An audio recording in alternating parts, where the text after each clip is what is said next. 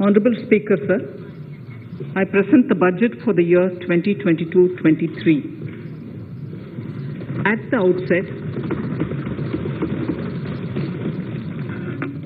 outset, sir, I want to take a moment to express my empathy for those who had to bear adverse health and economic effects of the pandemic. The overall sharp rebound and recovery of the economy is reflective of our country's strong resilience. India's economic growth in the current year is estimated to be 9.2%, highest among all large economies. I recognize we are in the midst of an Omicron wave with high incidence but milder symptoms. Further, the speed and coverage of our vaccination campaign has helped greatly. With an accelerated improvement of health infrastructure in the past 2 years, we are in a strong position to withstand challenges. I am confident that with Sabka Prayas, we will continue our journey with strong growth. Honorable Speaker, we are marking Azadi Ka Amrit Mahotsav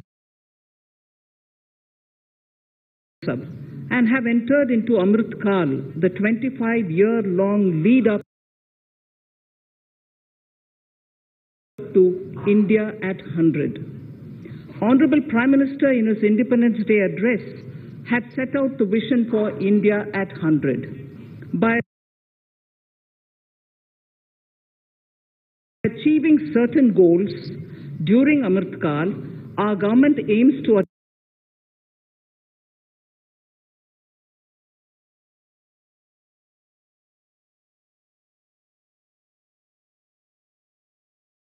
this vision. They are complementing the macroeconomic level growth focus with a microeconomic level all-inclusive welfare focus, promoting digital economy and fintech, technology-enabled development, energy transition and climate action, and relying on virtuous cycles starting from private investment with public capital investment, helping to crowd in private investment.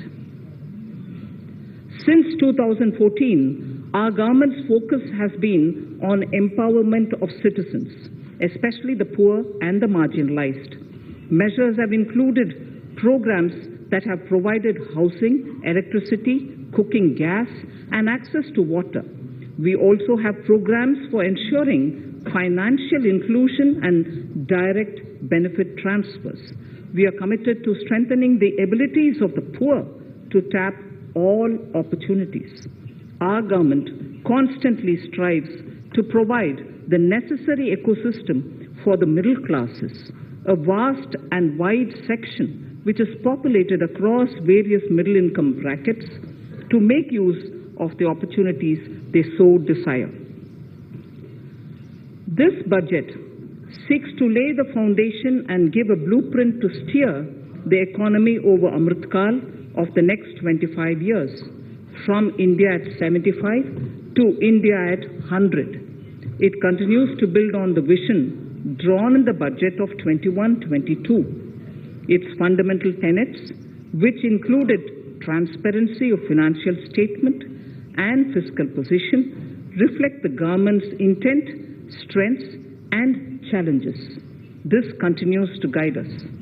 The initiatives of the last year's budget have seen significant progress and have been provided with adequate allocations in this budget as well. The strengthening of health infrastructure, speedy implementation of the vaccination program, and the nationwide resilient response to the current wave of the pandemic are evident for all.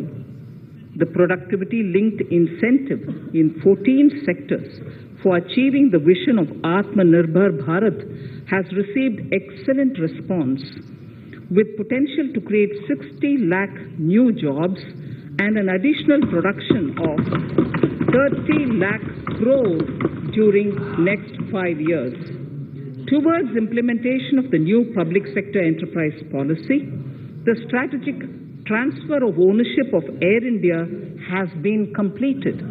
the strategic partner. The strategic partner for Neelanchal Ispat Nigam Limited has been selected. The public issue of the LIC is expected shortly. Others too are in the process for 2022-23. The National Bank आपको पर्याप्त मौका पर्याप्त अवसर मिलेगा बेटे बेटे टिप्पणी मत कीजिए. The National Bank for Infrastructure Development and National Asset Reconstruction Company have commenced their activities. Honorable Speaker, sir, Budget 2021-22 had provided a sharp increase in provision for public investment or capital expenditure. Throughout the year, with the Honorable Prime Minister guiding the implementation, our economic recovery is continuing to benefit from the multiplier effect.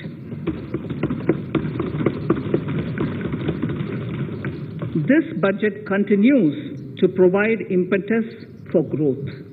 It lays a parallel track of 1. A blueprint for the Amrit Kal, which is futuristic and inclusive. This will directly benefit our youth, women, farmers, the scheduled castes and the scheduled tribes. And number 2, big private public investment. Number 2, big public investment for modern infrastructure, readying for India at 100. This shall be guided by PM Gati Shakti and be benefited by the synergy of multimodal approach. Moving forward on this parallel track, we lay the following 4 priorities.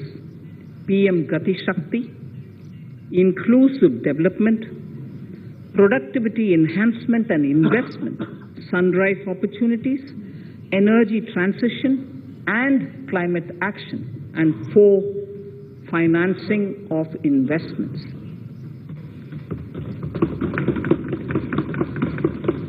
PM Gati Shakti. PM Gati Shakti is a transformative approach for economic growth and sustainable development. The approach is driven by 7 engines, namely roads, railways, airports, ports, mass transport, waterways, and logistics infrastructure. All 7 engines will pull forward the economy in unison. These engines are supported by the complementary roles of energy transmission, IT communication, bulk water and sewerage, and social infrastructure. Finally, the approach is powered by clean energy and Sabka Prayas. The efforts of the central government, the state governments, and the private sector together, leading to a huge job and entrepreneurial opportunities for all, especially the youth. PM Gati Shakti Master Plan, National Master Plan.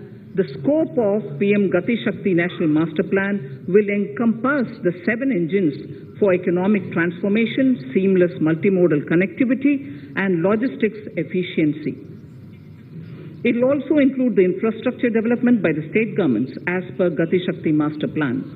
The focus will be on planning, financing, including through innovative ways, use of technology, and speedier implementation.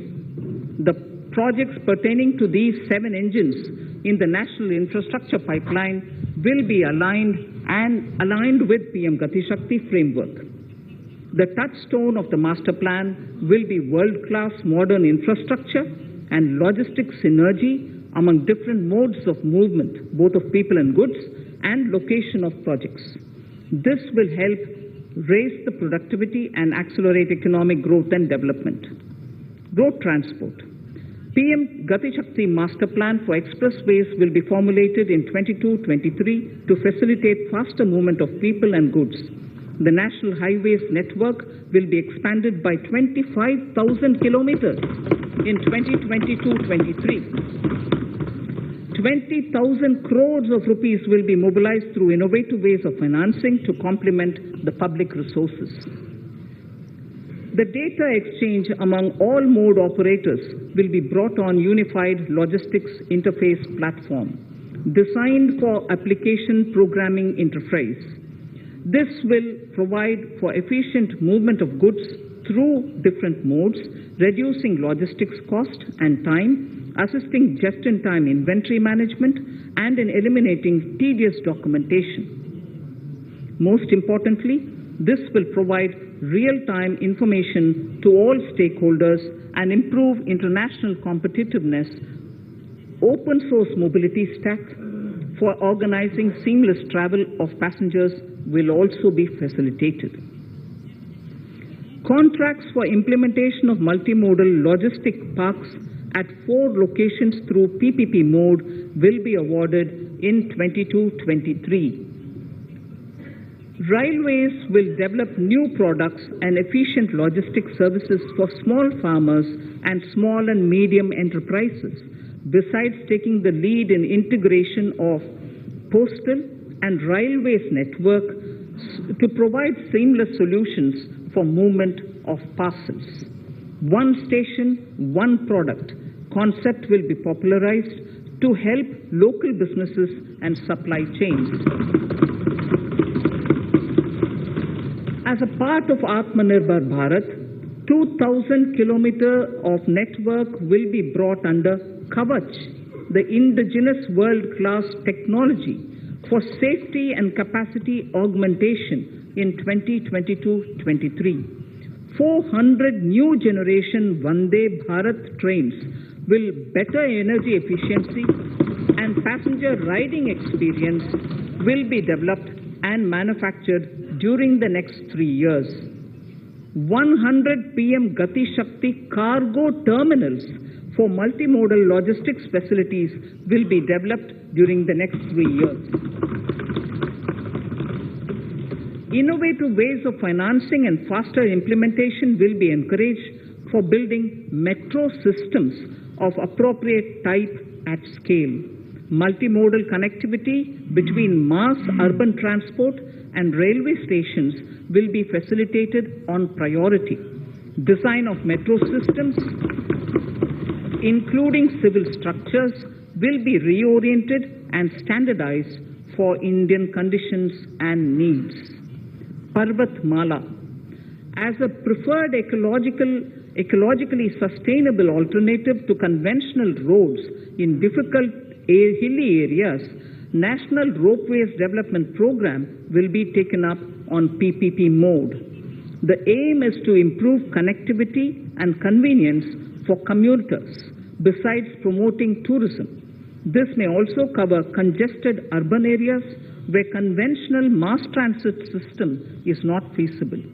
Contracts for 8 such ropeway projects for a length of 60 kilometers will be awarded in 22-23. With technical support from the Capacity Building Commission, central ministries, state governments, and their infra agencies will have their skills upgraded. This will ramp up capacity in planning, design, financing, including innovative ways, and implementation management of the PM Gati Shakti infrastructure projects. Inclusive development, our second priority. Agriculture.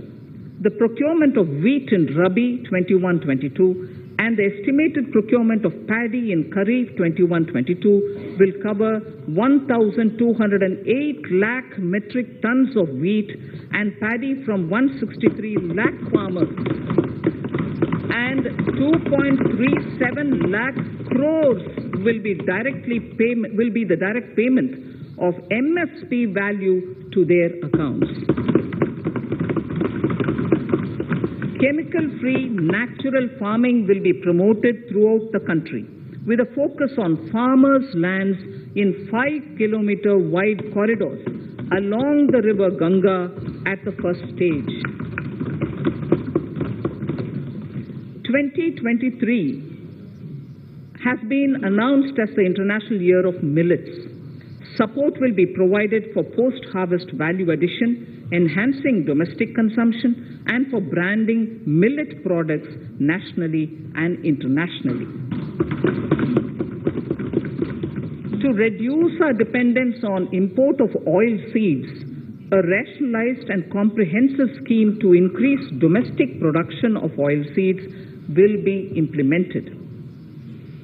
For delivery of digital and high-tech services to farmers, with involvement of public sector research and extension institutions, along with private agri-tech players and stakeholders of agri-value chains, a scheme in PPP mode will be launched.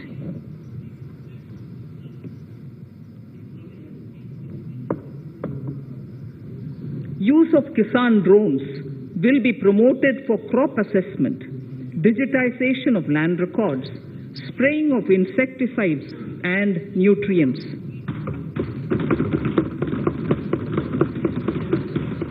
States will be encouraged to revise syllabi of agricultural universities to meet the needs of natural, zero budget and organic farming, modern day agriculture, value addition and management. A fund with blended capital raised under the co-investment model will be facilitated through the NABARD. This is to finance startups for agriculture and rural enterprise relevant for farm produce value chain. The activities of these startups will include inter alia, support for FPOs, machinery for farmers on rental basis at farm level, and technology including IT-based support. The implementation of the Ken-Betwa link project at an estimated cost of 44,605 crores will be taken up. This is aimed at providing irrigation benefits to 9.0 lakh hectare of farmers' lands, drinking water supply to 62 lakh people, 103 megawatt of hydro, 27 megawatt of solar power, allocations of 4,300 crores of rupees in the RE 21-22 and 1,400 crores of rupees in 22-23 have been made for this project. Honorable Speaker, sir, draft DPRs for 5 river links, namely Daman-Ganga Pinjal, Par-Tapi Narmada, Godavari Krishna, Krishna Pennar, and Pennar Kaveri have been finalized. Once a consensus is reached among the beneficiary states, the Centre will provide support for their implementation. For farmers to adopt suitable varieties of fruits and vegetables and to use appropriate production and harvesting techniques, our government will provide a comprehensive package with participation of state governments. MSMEs, Udyam, eShram, NCS and ASEEM portals will be interlinked. Their scope will be widened.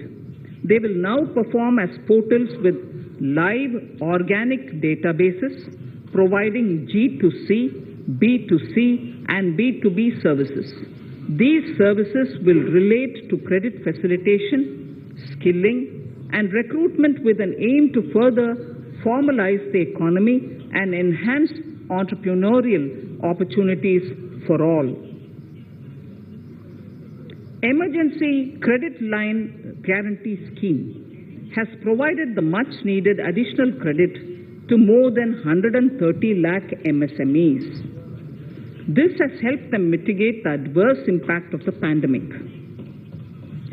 The hospitality and related services, especially those by micro and small enterprises, are yet to regain their pre-pandemic level of business. Considering these aspects, the ECLGS will be extended up to March 2023 and its guarantee cover will be expanded by 50,000 crores of rupees to total cover of 5 lakh crores.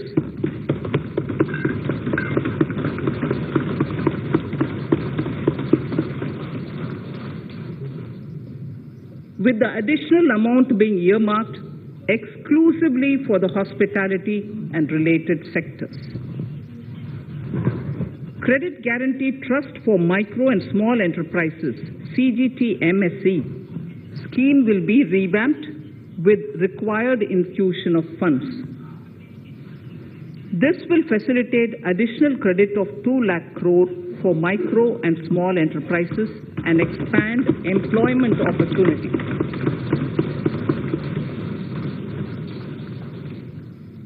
Raising and Accelerating MSME Performance (RAMP) program will outlay of 6,000 crore over 5 years will be rolled out. This will help MSME sector become more resilient, competitive and efficient.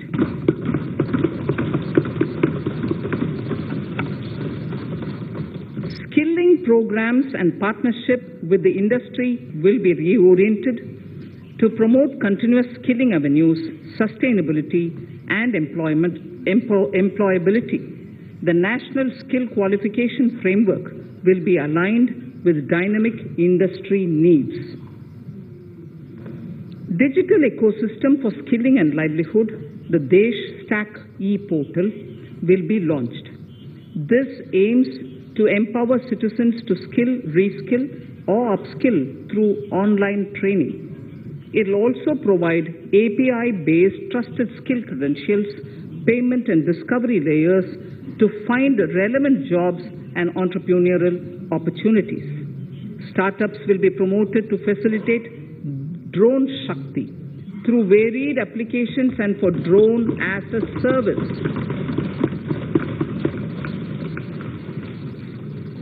In select ITIs in all states, the required courses for skilling will be started. Due to the pandemic-induced closure of schools, our children, particularly in the rural areas and those from scheduled castes and scheduled tribes and other weaker sections, have lost almost 2 years of formal education. Mostly, these are children in government schools. We recognize the need to impart supplementary teaching and to build a resilient mechanism for education delivery. For this purpose, One Class, One TV channel program of PM eVidya will be expanded from 12 to 200 TV channels. This will enable all states to provide supplementary education in regional languages for classes 1 to 12.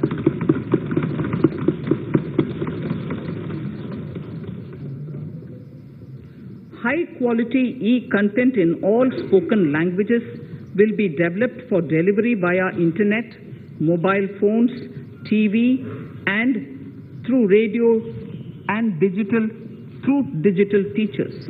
A competitive mechanism for development of quality e-content by the teachers will be set up to empower and equip them with digital tools of teaching and facilitate better learning outcomes.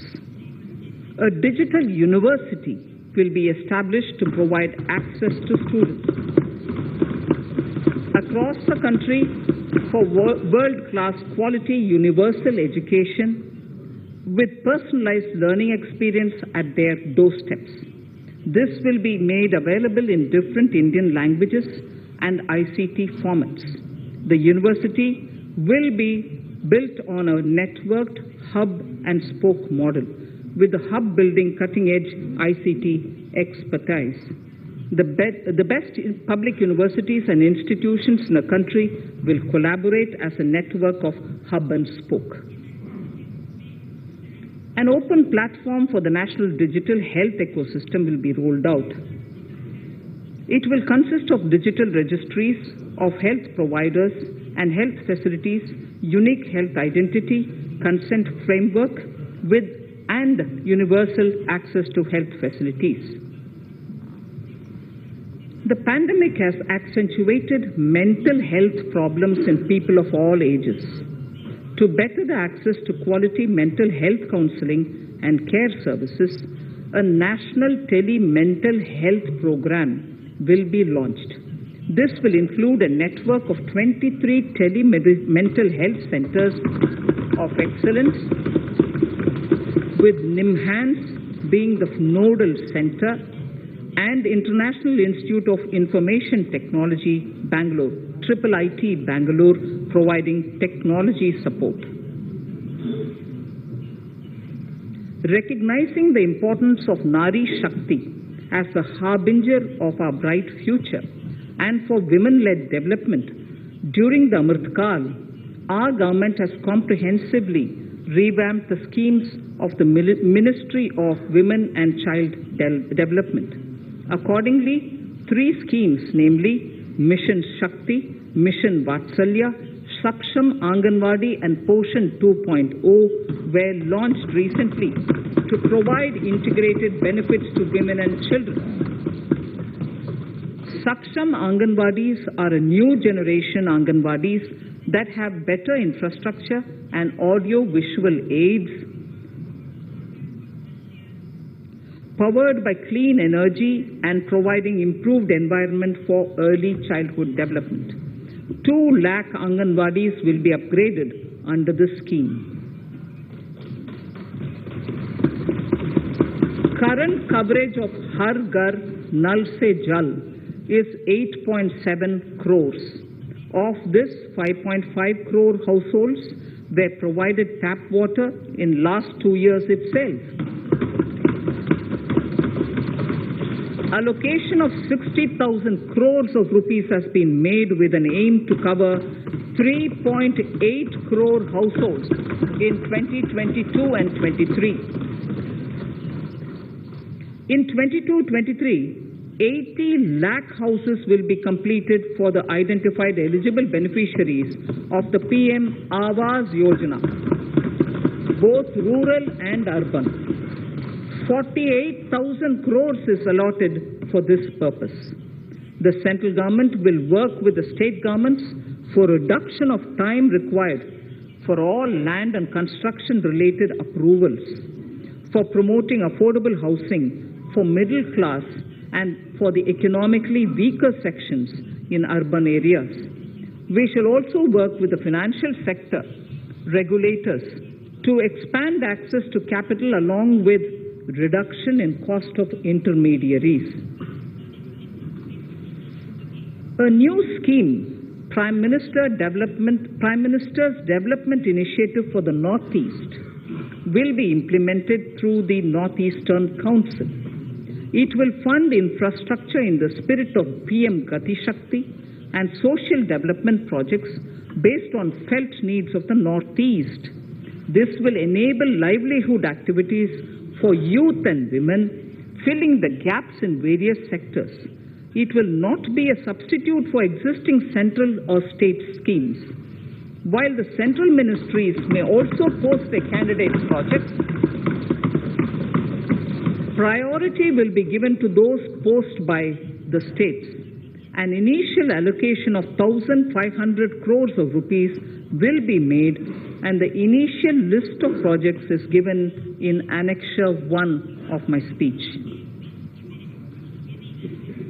Our vision to improve the quality of life of citizens in the most backward districts of the country through Aspirational Districts program has been translated into reality in a very short span of time.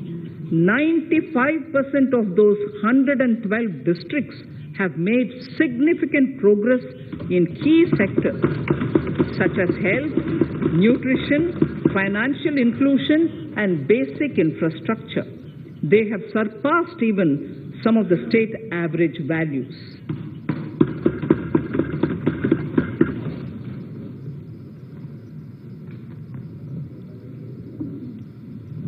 However, in those districts, some blocks continue to lag. In 22-23, the program will focus on such blocks in those districts. Border villages with sparse population, limited connectivity, and infrastructure often get left out from the development gains. Such villages on the northern border will be covered under a new Vibrant Villages program. The activities will include construction of village infrastructure, housing, tourist centers, road connectivity, provisioning of decentralized renewable energy, direct-to-home access for Doordarshan and educational channels, and support for their livelihood generation. Additional funding for these activities will be provided. Existing schemes will be converged. We will define their outcomes and monitor them on a constant basis. In 2022, 100% of 1.5 lakh post offices will come on the core banking system, enabling financial inclusion and access to accounts through net banking, mobile banking, ATMs, and also provide online transfer of funds between post office accounts and bank accounts. This will be helpful, especially for farmers and senior citizens in rural areas, enabling interoperability and financial inclusion. Honorable Speaker, sir, in recent years, digital banking, digital payments, and fintech innovations have grown at a rapid pace in the country. Government is continuously encouraging these sectors to ensure that the benefits of digital banking reach every nook and corner of the country in a consumer-friendly manner. Taking forward this agenda and to mark 75 years of our independence, it is proposed to set up 75 digital banking units in 75 districts of the country by scheduled commercial banks. The financial support for digital payment ecosystem announced in the previous budget will continue in 22-23 as well.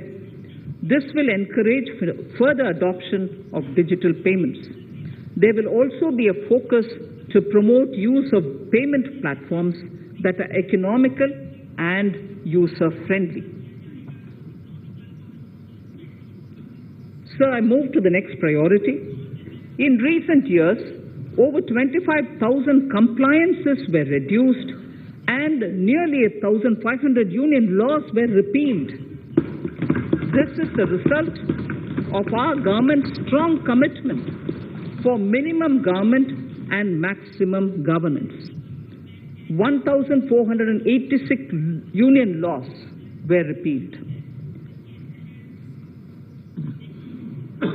Our trust in the public and ease of doing business is what is highlighted here, sir.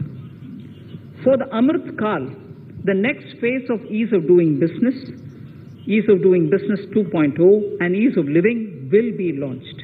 In our endeavor to improve productive efficiency of capital and human resources, we will follow the idea of trust-based governance.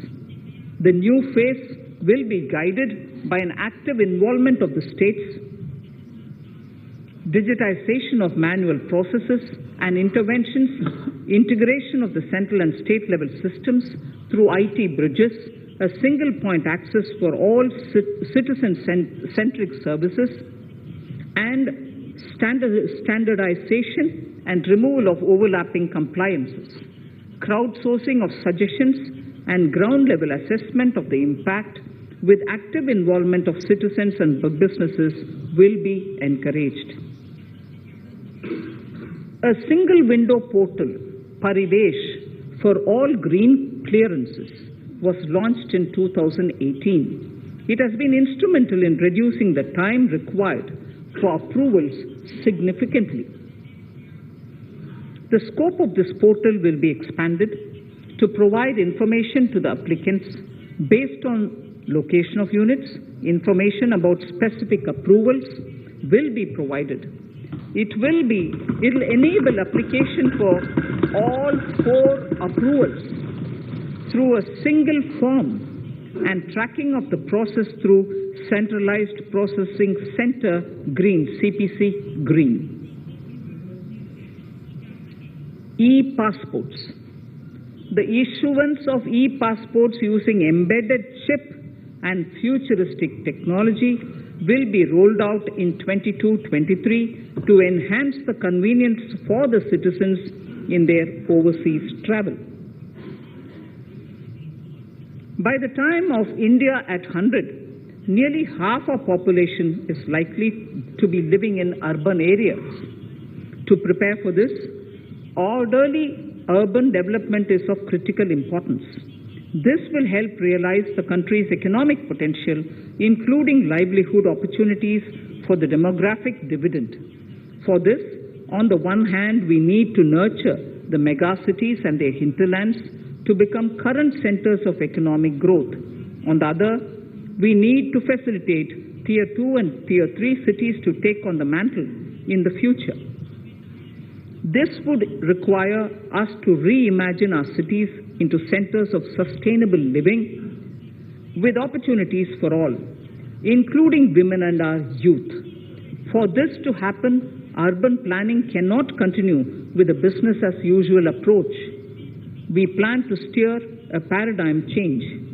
A high-level committee of reputed urban planners, urban economists, and institutions will be formed to make recommendations on urban sector policies, capacity building, planning, implementation, and governance. For urban capacity building, support will be provided to the states.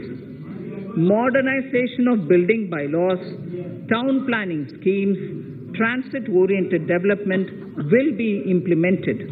This will facilitate reforms for people to live and work closer to the mass transit systems. The central government's financial support for mass transit projects and Amrit scheme will be leveraged for formulation of action plans and their implementation for facilitating the TOD and TPS by the states. For developing India-specific knowledge in urban planning and design, and to deliver certified training in these areas, up to 5 existing academic institutions in different regions will be designated as centers of excellence. These centers will be provided endowment fund of 250 crore each. In addition, the AICTE will take the lead to improve syllabi, quality and access of urban planning courses in other institutions. We will promote a shift to use of public transport in urban areas. This will be complemented by clean tech and governance solutions, special mobility zones with zero fossil fuel policy and EV vehicles. Battery swapping policy. Considering the constraint of space in urban areas, for setting up charging stations at scale, a battery swapping policy will be brought out and interoperability standards will be formulated.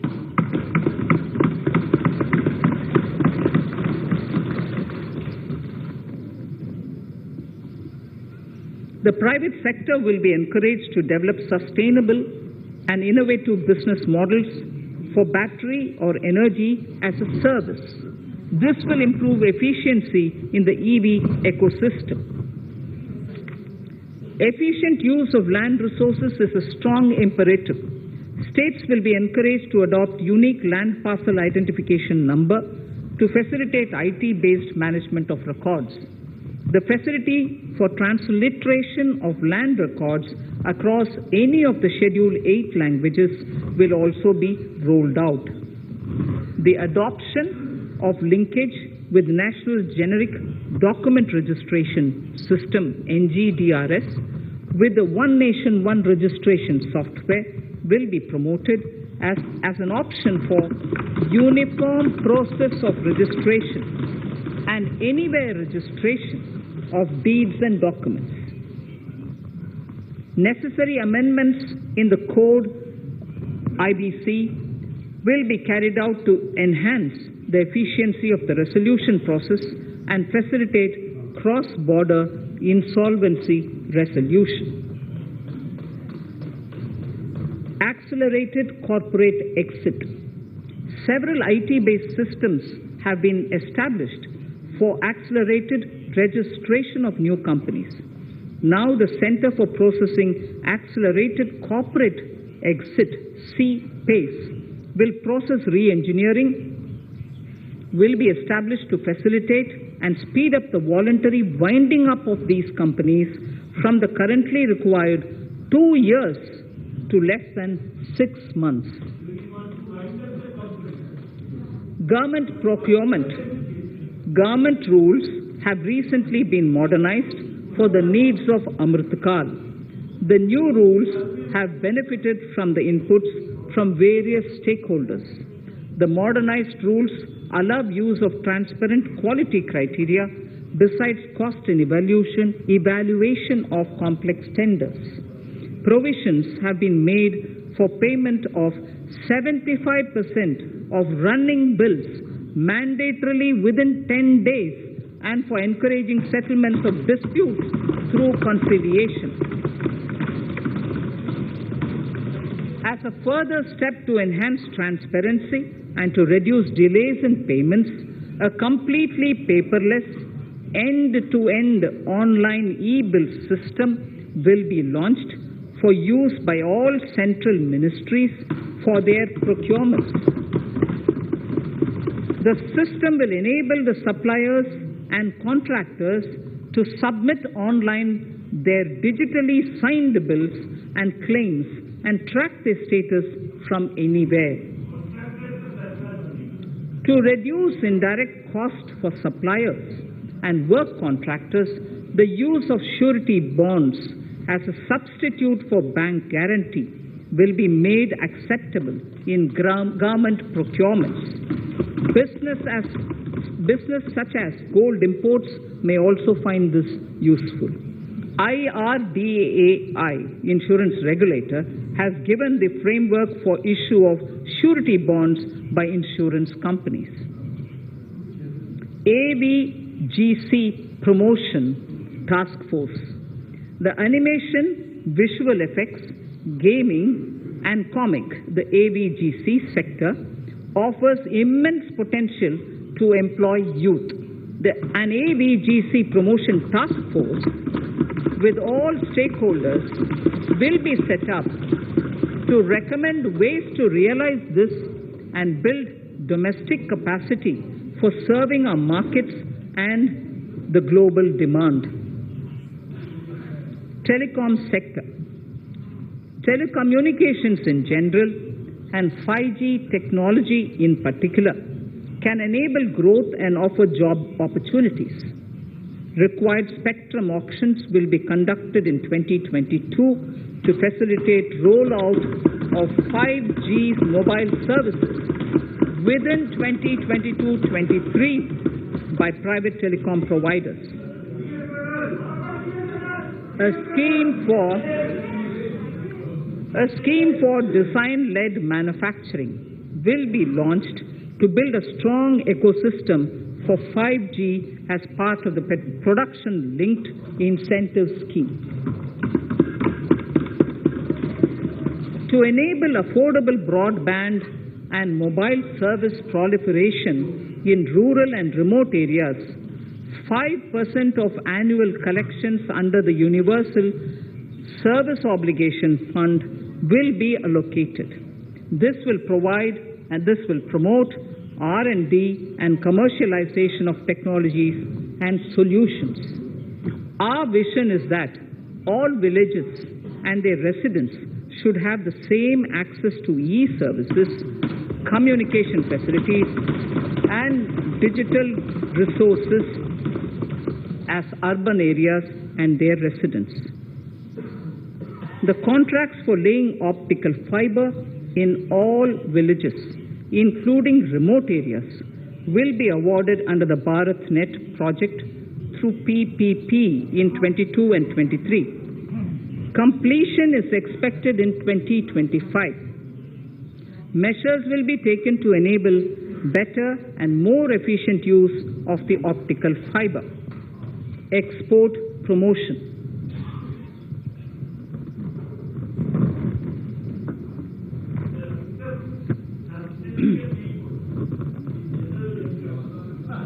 The Special Economic Zones Act will be replaced with a new legislation that will enable the states to become partners in development of enterprise and service hubs. This will cover all large existing and new industrial enclaves to optimally utilize available infrastructure and enhance competitiveness of exports. Atmanirbharta in defense. Our government is committed to reducing imports and promoting Atmanirbharta in equipment for the armed forces. 68% of the capital procurement budget will be earmarked for domestic industry in 22-23, up from 58% in 21-22. Defense R&D will be opened up for industry, startups and academia, with 25% of defense R&D budget earmarked. Private industry will be encouraged to take up design and development of military platforms and equipment in collaboration with DRDO and other organizations through SPV model. An independent nodal umbrella body will be set up for meeting wide-ranging testing and certification requirements. Artificial intelligence, geospatial systems and drones, semiconductor and its ecosystem, space economy, genomics and pharmaceuticals, green energy and clean mobility systems have immense potential to assist sustainable development at scale and modernize the country. They provide employment opportunities for our youth and make Indian industry more efficient and competitive. Supportive policies, light touch regulations, facilitative actions to build domestic capacities and promotion of research and development will guide the government's approach. For R&D in the sunrise opportunities, in addition to efforts of collaboration among academia, industry and public institutions, government contribution will be provided. Energy transition and climate change. The risks of climate change are the strongest negative externalities that affect India and other countries. As Honorable Prime Minister said at the COP26 summit in Glasgow last November, and I quote, "What is needed today is mindful and deliberate utilization instead of mindless, destructive consumption," unquote. The low-carbon development strategy, as enunciated in the Panchamrit that he announced is an important reflection of our government's strong commitment towards sustainable development. The strategy opens up huge employment opportunities and will take the country on a sustainable development path. This budget proposes several near-term and long-term actions accordingly. Solar power. To facilitate domestic manufacturing for the ambitious goal of 280 gigawatts of installed solar capacity by 2030, an additional allocation of 19,500 crores for PLI, production-linked incentive, for manufacturing of high-efficiency modules with priority to fully integrate manufacturing units from polysilicon to solar PV modules will be made. Honorable Speaker, sir, the circular economy transition is expected to help in productivity enhancement as well as creating large opportunities for new businesses and jobs. The action plans for 10 sectors such as electronic waste, end-of-life vehicles, used oil waste, toxic and hazardous industrial waste are already ready. The focus will now be on addressing important cross-cutting issues of infrastructure, reverse logistics, technology upgradation, and integration with informal sector. This will be supported by active public policies covering regulations, extended producers' responsibilities, framework, and innovation facilities. 5 to 7% biomass pellets will be co-fired in thermal power plants, resulting in carbon dioxide savings of 38 MMT annually. This will also provide extra income to farmers and job opportunities to locals and help avoid stubble burning in agricultural fields. Saving energy is an important aspect of the energy management. Hence, energy efficiency and savings measures will be promoted. This will be done in large commercial buildings through the energy service company business model. It will facilitate capacity building and awareness for energy audits, performance contracts, and common measurement of and verification protocol. 4 pilot projects for coal gasification and conversion of coal into chemicals required for the industry will be set up to evolve technical and financial viability. The policies and required legislative changes to promote agroforestry and private forestry will be brought in. In addition, financial support will be provided to farmers belonging to scheduled castes and scheduled tribes who want to take up agroforestry. Honorable Speaker, I now move to the 4th priority, financing of investments. Capital investment holds the key to speedy and sustainable economic revival and consolidation through its multiplier effect. Capital investment also helps in creating employment opportunities, induced enhanced demand for manufactured input from large industries and MSMEs, services from professionals, and help farmers through better agri-infrastructure.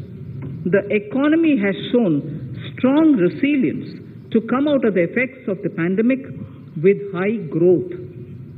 However, we need to sustain that level to make up for the setback of 2020-2021.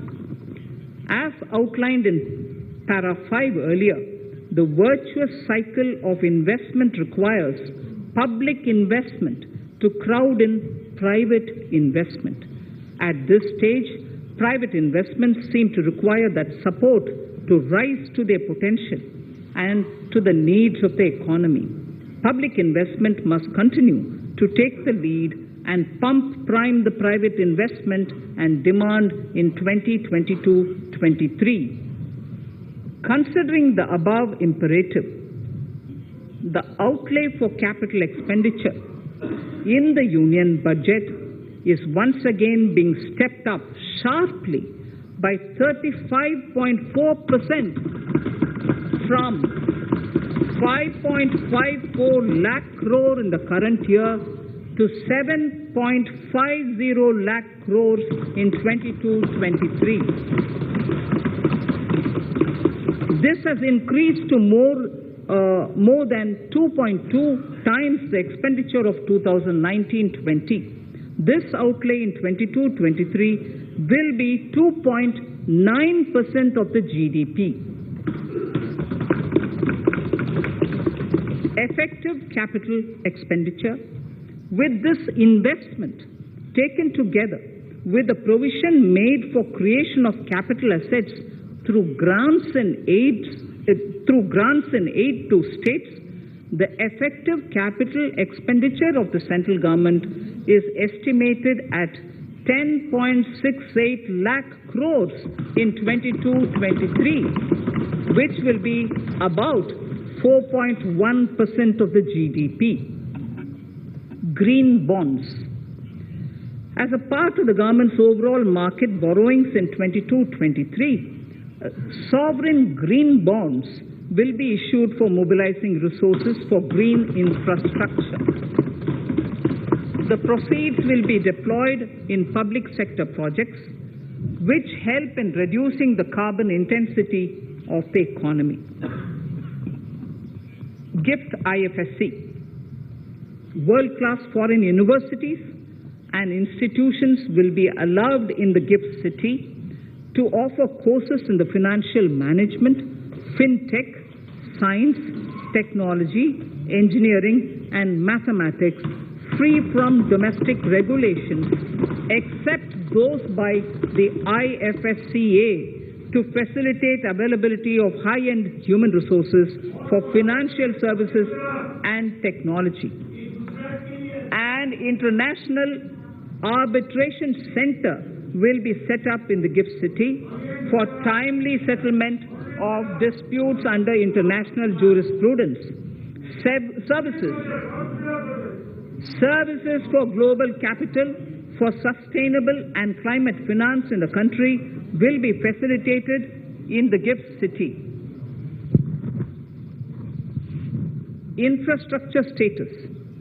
Data centers and energy storage systems, including dense charging infrastructure and grid-scale battery systems, will be included in the harmonized list of infrastructure. This will facilitate credit availability for digital infrastructure and clean energy storage. Venture capital and private equity invested more than 5.5 lakh crores last year, facilitating one of the largest startup growth system. Scaling up this investment requires a holistic examination of regulatory and other frictions. An expert committee will be set up to examine and suggest appropriate measures. Government-backed funds, NIIF and SIDBI, Fund of Funds, have provided scale capital, creating a multiplier effect. For encouraging important sunrise sectors such as climate action, deep tech, digital economy, pharma, and agri-tech, the government will promote these thematic funds for blended finance, with the government share being limited to 20% and the funds being managed by private fund managers. For financing the infrastructure needs, the stepping up of public investment will need to be complemented by private capital at a significant scale. Measures will be taken to enhance financial viability of projects, including PPP, with technical and knowledge assistance from multilateral agencies. Enhancing financial viability shall also be obtained by adopting global best practices, innovative ways of financing, and balanced risk allocation. Digital rupee.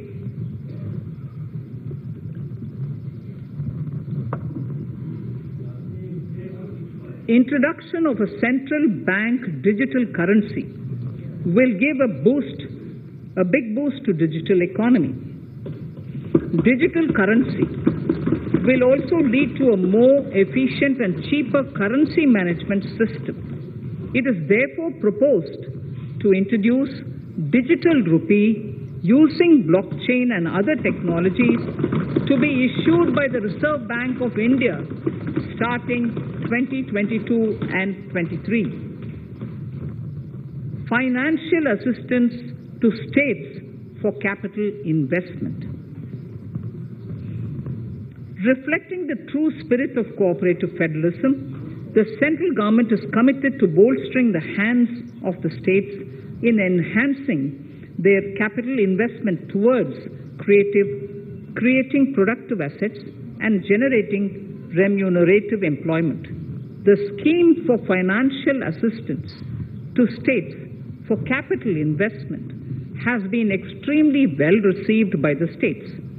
In deference to the requests received during my meeting with the chief ministers and state finance ministers, the outlay for this scheme is being enhanced from 10,000 crores in the budget estimates to 15,000 crores in the revised estimates for the current year.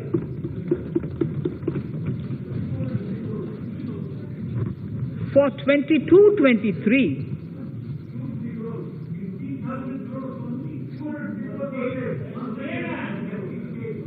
I'll repeat that sentence for the benefit of many of our honorable members. In deference to the requests received during my meeting with chief ministers and state finance ministers, the outlay for this scheme is being enhanced from 10,000 crores in the BE to 15,000 crores, 15,000 crores in the RE of the current year. For 22-23, the allocation is 1 lakh crore to assist the states in catalyzing the overall investments in the economy. These 50-year interest-free loans are over and above the normal borrowings allowed to the states,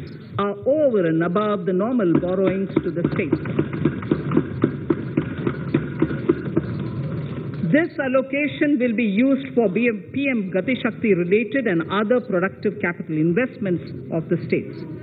It will also include components for supplemental funding for priority segments of PM Gram Sadak Yojana, including support for the state's share, digitization of the economy, including digital payments and completion of OFC network, and reforms related to building bylaws, town planning schemes, transit-oriented development, and transferable development rights.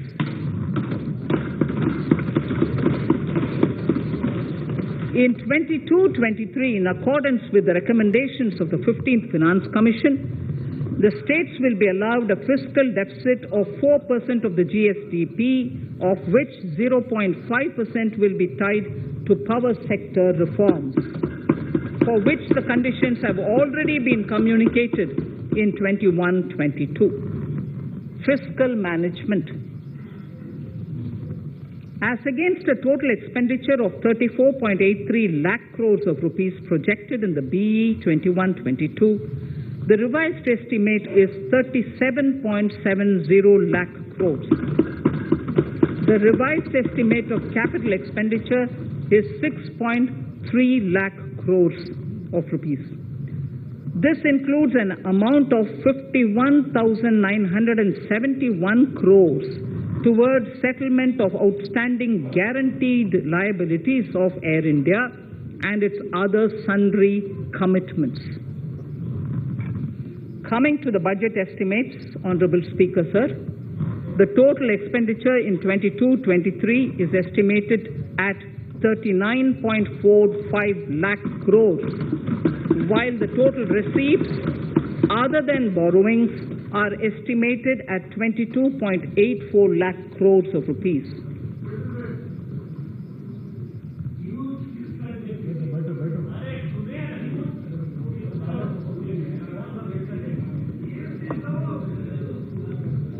The revised fiscal deficit, Honorable Speaker, in the current year is estimated at 6.9% of the GDP, as against 6.8% projected in the budget estimates. The fiscal deficit is in 22-23 is estimated at 6.4% of the GDP, which is consistent with the broad path of the fiscal consolidation announced by me last year to reach a fiscal deficit level below 4.5% by 25-26. While setting the fiscal deficit level in 22-23, I am conscious of the need to nurture growth through public investment to become stronger and sustainable. I will now move to Part B of my speech.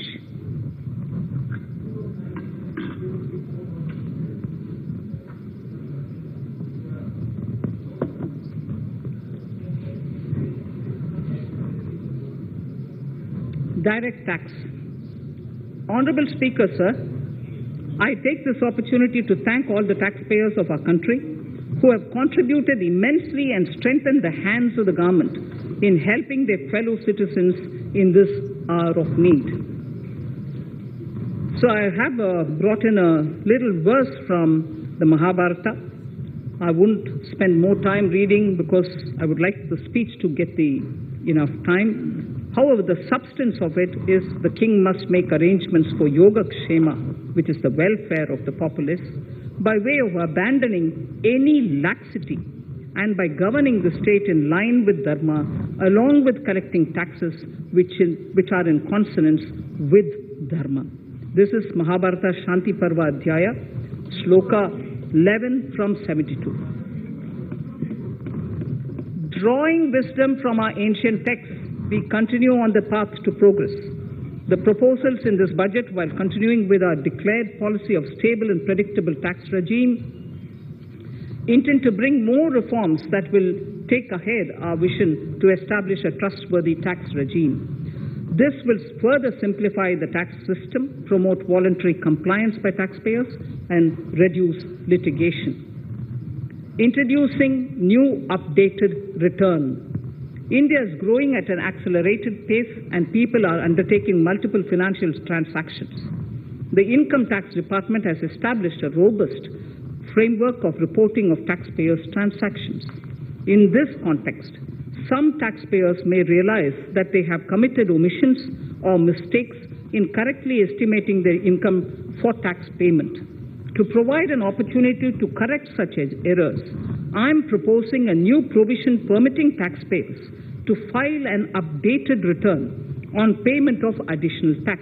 This updated return can be filed within 2 years from the end of the relevant assessment year.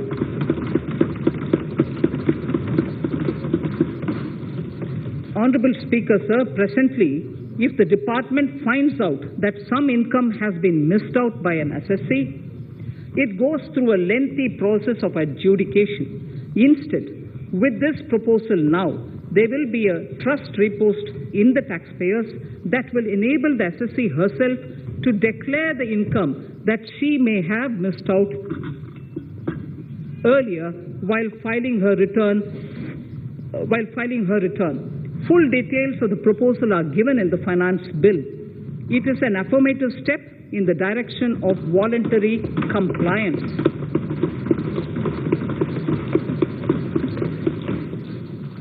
Reduced alternative minimum tax rate and surcharge for cooperatives. Currently, cooperative societies are required to pay alternate minimum tax at the rate of 18 and 1.5%. However, companies pay the same rate, the same, which is the alternate minimum tax, at the rate of 15%. To provide a level playing field between cooperative societies and companies, I propose to reduce this rate for the cooperative societies also to 15%. Honorable Speaker, sir, I also propose to reduce the surcharge on cooperative societies from the present 12% to 7% for those having total income of more than 1 crore and up to 10 crores. This would help in enhancing income of cooperative societies and its members who are mostly from the rural and from farming communities. Tax relief to persons with disability. The parent or guardian of a differently abled person can take an insurance scheme for such person. The present law provides for deduction to the parent or guardian only if the lump sum payment or annuity is available to the differently abled person on the death of the subscriber, that is the parent or the guardian. There could be situations where the differently abled dependent may need payment of annuity or lump sum amount even during the lifetime of their parent or guardian. I propose thus to allow the payment of annuity and lump sum amount to the differently abled dependent during the lifetime of the parent and guardians, that is parent or guardians, attaining the age of 60 years.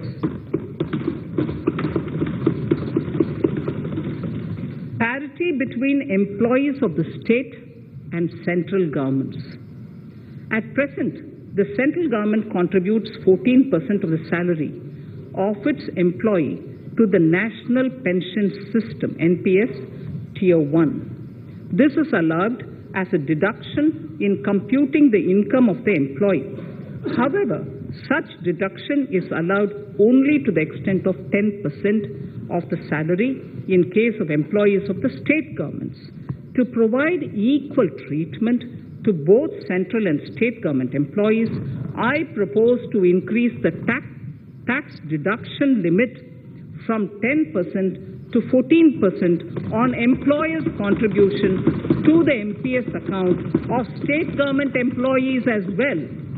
This would help in enhancing the social security benefits of the state government employees and bring them at par with central government employees. Incentives for startups. Startups have emerged as drivers of growth for our economy. Over the past few years, the country has seen a manifold increase in successful startups.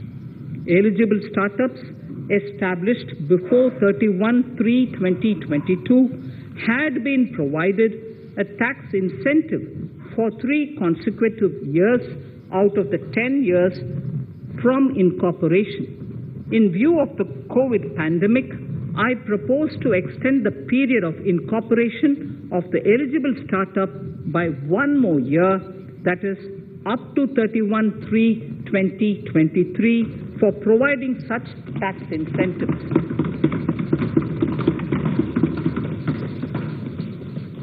Incentives for newly incorporated manufacturing entities under concessional tax regime.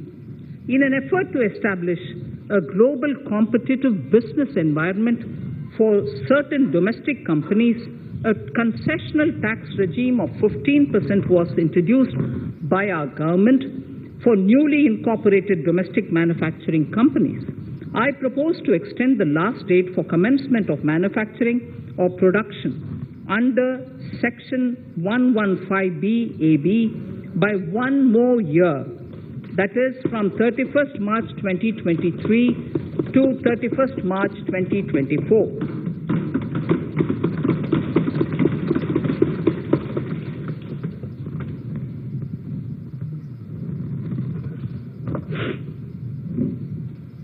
Scheme for taxation of virtual digital assets. There has been a phenomenal increase in transaction in virtual digital assets.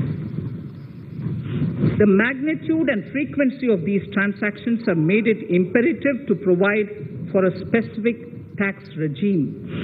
Accordingly, for the taxation of virtual digital assets, I propose to provide that any income from transfer of any virtual digital asset shall be taxed at the rate of 30%.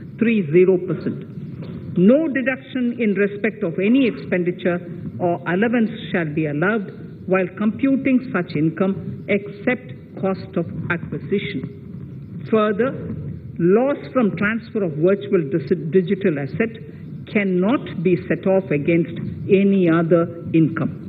Further, in order to capture the transaction details, I also propose to provide for TDS on payment made in relation to transfer of virtual digital asset at the rate of 1% of such consideration above a monetary threshold. Gift of virtual digital asset is also proposed to be taxed in the hands of the recipient.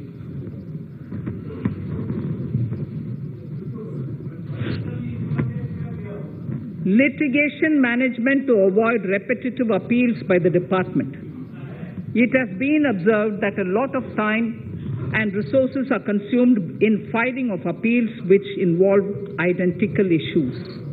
Taking forward our policy of sound litigation management, I propose to provide that if a question of law in the case of an assessee is identical to a question of law which is pending in the appeal before a jurisdictional high court or Supreme Court, in any case, The filing of further appeal in the case of this assessee by the department shall be deferred till such a question of law is decided by the jurisdictional High Court or the Supreme Court. This will greatly help in reducing the repeated litigation between taxpayer and the department. Taking forward our efforts to further promote the IFSC, I hereby propose to provide that income of a non-resident from offshore derivative instruments or over-the-counter derivatives issued by an offshore banking unit, income from royalty and interest on account of lease of ship, and income received from portfolio management services in IFSC shall be exempt from tax subject to specified conditions. Rationalization of surcharge. In the globalized business world, there are several work contracts whose terms and conditions mandatorily require formation of a consortium. The members in the consortium are generally companies. In such cases, the income of these AOPs has to suffer a graded surcharge up to 37%, which is a lot more than surcharge on the individual companies. Accordingly, I propose to cap the surcharge of these AOPs at 15%. Further, the long-term capital gains on listed equity shares, units, etc., are liable to maximum surcharge of 15%, while other long-term capital gains are subjected to a graded surcharge which goes up to 37%. I propose to cap the surcharge on long-term capital gains arising on transfer of any type of assets at 15%. This step will give a boost to startup community, and along with my proposal on the extended tax benefits to manufacturing companies and startups, reaffirms our commitment to Atmanirbhar Bharat. Clarification in relation to health and education cess as business expenditure. The income tax is not an allowable expenditure for computation of business income. This includes tax as well as surcharges. The health and education cess is imposed as an additional surcharge on the taxpayer for funding specific government welfare programs. However, some courts have allowed health and education cess as business expenditure, which is against the legislative intent. To reiterate the legislative intent, I propose to clarify that any surcharge or cess on income and profits is not allowable as business expenditure. Deterrence against tax evasion. Honorable Speaker, sir, presently there is ambiguity regarding set-off of brought forward loss against undisclosed income detected in search operations. It has been observed that in many cases where undisclosed income or suppression of sales, etc., is detected, payment of tax is avoided by setting off of losses.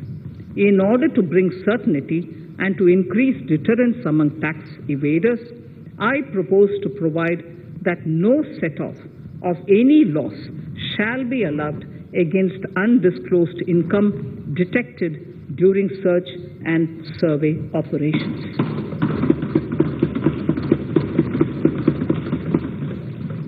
It has been noticed that as a business promotion strategy, there is a tendency on businesses to pass on benefits to their agents. Such benefits are taxable in the hands of the agents. In order to track such transactions, I propose to provide for tax deduction by the person giving benefits if the aggregate value of such benefits exceeds 20,000 rupees during the financial year. A few other changes are being made, the details of which are there in the finance bill. Indirect taxes. So remarkable progress in GST. GST has been a landmark reform of independent India, showcasing the spirit of cooperative federalism. While aspirations were high, there were huge challenges too. These challenges were overcome deftly and painstakingly under the guidance and the oversight of the GST Council. We can now take pride in a fully IT-driven and progressive GST regime that has fulfilled the cherished dream of India as one market, one tax. There are still some challenges remaining, and we aspire to meet them in the coming year. The right balance between facilitation and enforcement has engendered significantly better compliance, and enforcement has engendered better compliance. GST revenues are buoyant despite the pandemic. I would bring in something which I've got to know this morning, not part of my speech, but worth putting in here for the knowledge of the Honorable House. I would like to bring to the notice of this House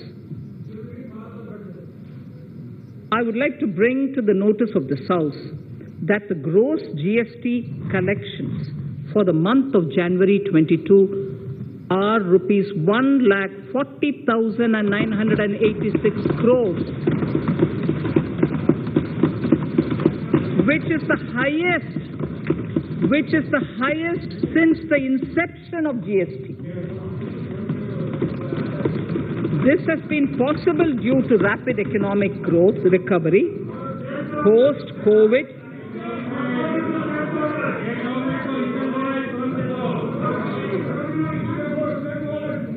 This has been possible due to the rapid economic recovery post-COVID, as well as various policy and administration undertaken by central and state tax administrations.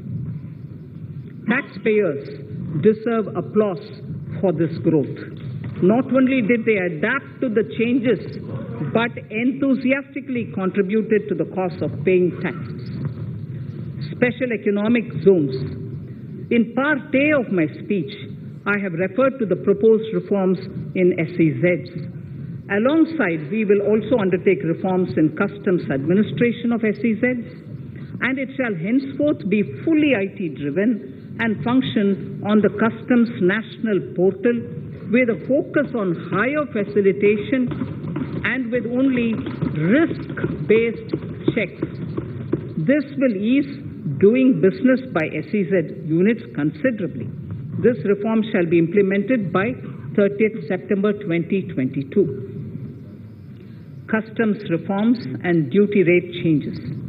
Customs administration has reinvented itself over the years through liberalized procedures and infusion of technology. Faceless customs has been fully established. During COVID-19 pandemic, customs formation have done exceptional frontline work against all odds, displaying agility and purpose. Customs reforms have played a very vital role in domestic capacity creation, providing level playing field to our MSMEs, easing the raw material supply side constraints, enhancing ease of doing business, and being an enabler to other policy initiatives such as PLI and phased manufacturing plans. My proposal on customs side are aligned to these objectives. Project imports and capital goods. National Capital Goods Policy 2016 aims at doubling the production of capital goods by 2025. This would create an employment opportunities and result in increased economic activity. However, several duty exemptions, even extending to over 3 decades, in some cases have been granted to capital goods for various sectors like power, fertilizer, textiles, leather footwear, food processing, and fertilizers. These exemptions have hindered the growth of the domestic capital goods sector. Similarly, project import duty concessions have also deprived the local producers of a level playing field in areas like coal mining projects, power generation, transmission, or distribution projects, railway and metro projects. Our experience suggests that reasonable tariffs are conducive to the growth of domestic industry and make in India without significantly impacting the cost of essential imports. Accordingly, Honorable Speaker, sir, it is proposed to phase out the concessional rates in capital goods and project imports gradually and apply a moderate tariff of 7.5%, certain exemptions for advanced machineries that are not manufactured within the country shall continue. A few exemptions are being introduced on inputs like specialized castings, ball screw, and linear motion guide to encourage domestic manufacturing of capital goods. In the last two budgets, we have rationalized several customs exemptions. We have once again carried out an extensive consultation, including by crowdsourcing. As a result of these consultations, more than 350 exemption entries are proposed to be gradually phased out. These include exemptions on certain agricultural produce,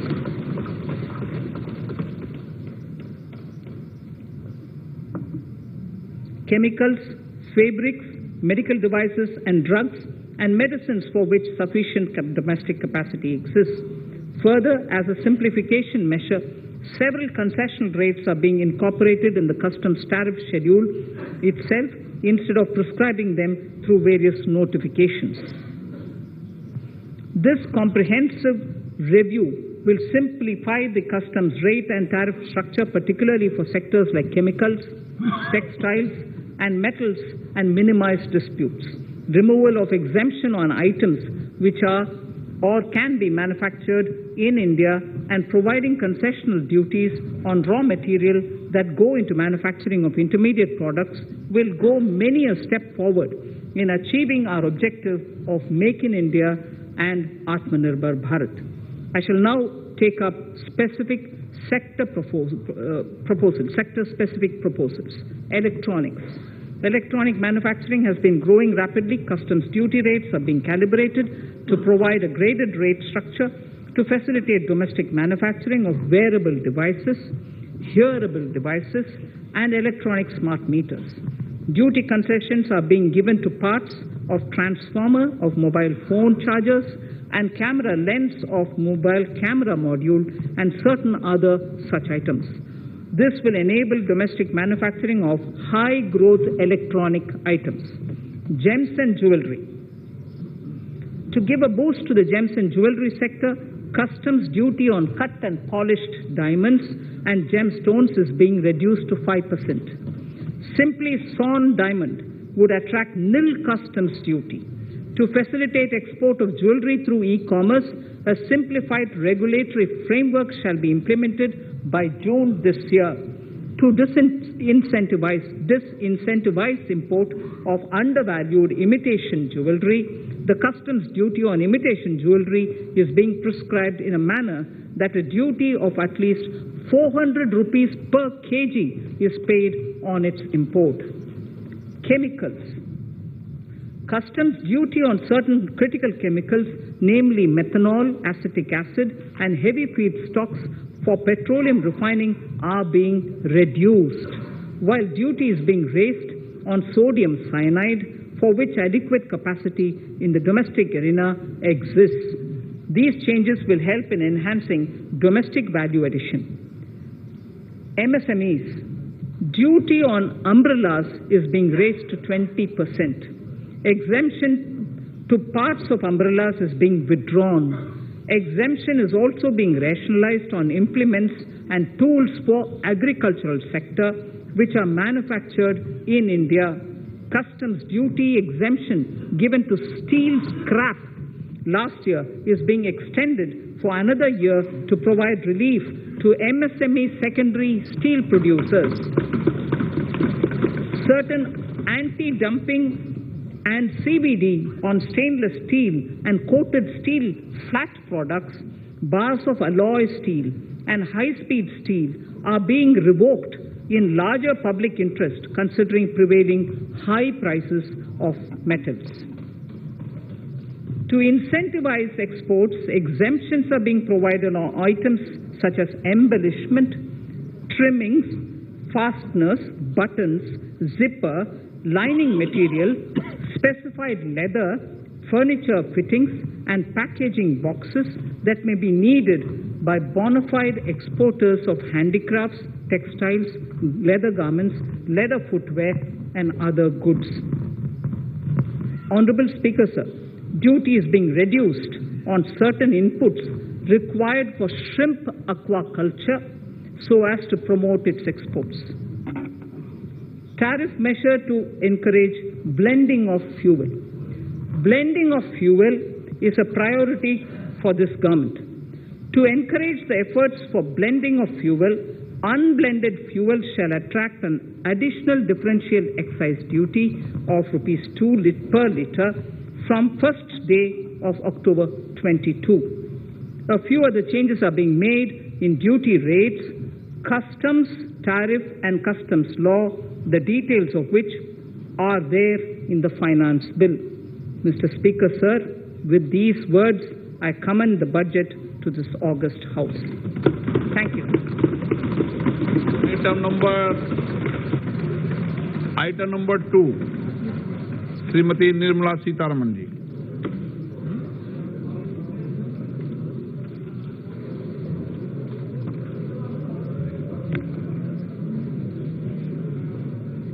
Sir, with your permission, I rise to lay on the table the following statements under Section 3(1) of the Fiscal Responsibility and Budget Management FRBM Act 2003, Medium-Term Fiscal Policy cum Fiscal Policy Strategy Statement and Macroeconomic Framework Statement. Item number 3, Vitt Videk 2020, Nirmala Sitharaman ji. Sir, item number 3, Finance Bill. Sir, with your permission, I rise to move for leave to introduce the Finance Bill 2022. प्रश्न ये कि वित्त विधेयक को पुनर्स्थापित करने की अनुमति प्रदान की जाए। जो सदस्य इसके पक्ष में हाँ कहें, जो सदस्य विरोध में ना कहें। मेरे विचार में निर्णय हाँ वालों के पक्ष में, हाँ वालों के पक्ष में। माननीय मंत्री जी, वित्त विधेयक को पुनर्स्थापित करें। Sir, I introduce the bill. सभा की कार्रवाई कल बुधवार दिनांक 2 फरवरी 2022 को 4:30 बजे तक के लिए स्थगित की जाती है।